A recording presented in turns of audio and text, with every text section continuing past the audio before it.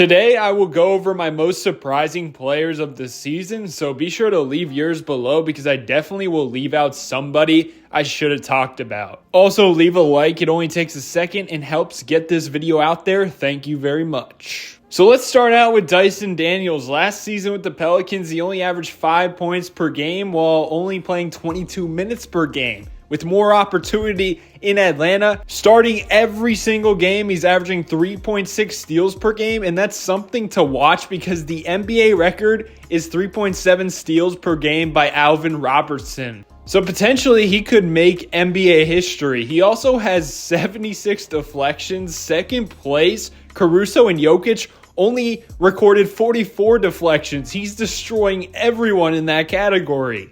He's just on another level right now defensively, and on top of that, he went from averaging 5 points per game to 14 points per game. His offensive game is growing, and he's only 21 years old, keep in mind.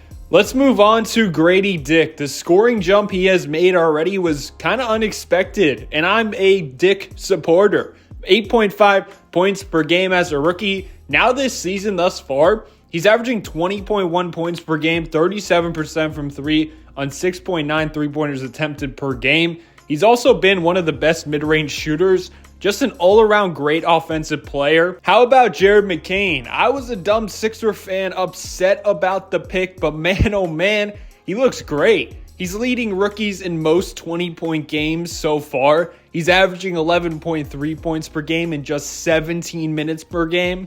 And this dude is confident, not afraid to chuck up shots, not afraid of the moment. And the most impressive thing from him thus far is his ability to finish at the rim. I thought that would be a struggle for him early on, but he's shooting 53% from the two-point region. He's a legit 3-level scorer as a rookie, and he's going to be lethal next to Joel Embiid. Let's stay with another rookie, Jaylen Wells. He was thrown into the fire immediately. Ever since the injury to Marcus Smart, he has been starting. He's averaging 11.4 points per game while shooting 39% from three on 4.2 three-pointers attempted per game. But the thing is, he's already an above-average defender as well. This dude is only 21 years old. He can blossom into a star and be more than just a player for the Grizzlies. He has a real chance at winning Rookie of the Year.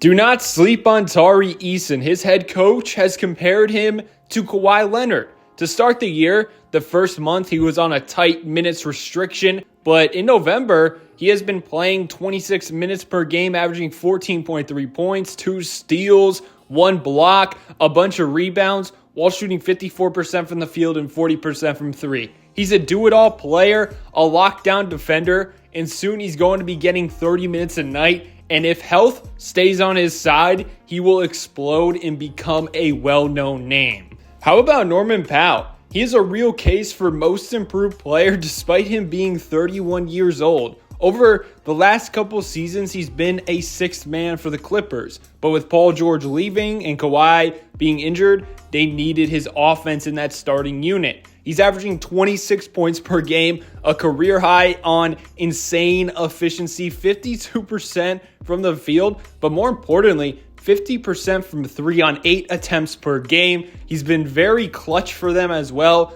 I mean, he's just been ridiculous. He has been one of the best shot makers in the league so far this season. Now, something the Celtics don't get enough credit for is the development of Peyton Pritchard. He's the early favorite for Sixth Man of the Year, in my opinion. 15.7 points, 2.5 assists per game off the bench for them, while shooting 41% from 3 on 9 attempts per game. On most teams in the NBA, he would be a starter, and he's giving them starter-level production right now. Ty Jerome deserves some love. His numbers are not eye-popping, but when you consider the minutes he's getting, he's giving the undefeated Cavs unbelievable production. He's played in every game. He's only averaging 16 minutes per game, but he's putting up 10.2 points per game, along with 3.5 assists per game.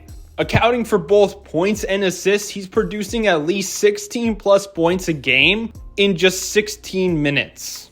Christian Braun has been huge for the Nuggets. He's number 8 in the league with a plus 93 plus minus. He's been their best perimeter defender, averaging 16.3 points per game, while shooting 55% from the field and 50% from 3. Early on, along with Dyson Daniels, Norman Powell, he's looking like a front runner for the Most Improved Player award. Now, everything has been bad for the Pelicans, but with all the injuries, Brandon Boston Jr. has got an opportunity. He's averaging 12 points per game while shooting 46% from the field and 37% from 3. I included him because it was low-key looking like he was on a pathway out of the league, and now all of a sudden, he's putting up double figures every night. He also had a 20-point game versus Portland and 26-point game versus Orlando.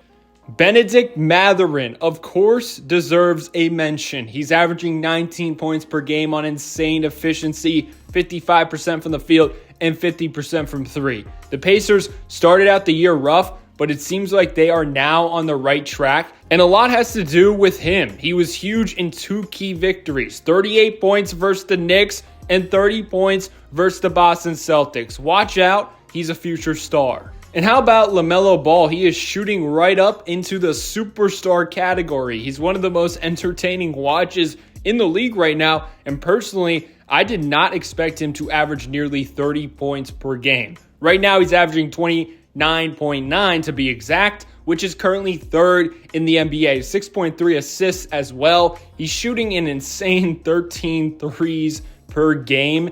That is the highest in the NBA. He's doing it pretty efficiently, 37% from 3. He's the most efficient step-back three-point shooter as well so far.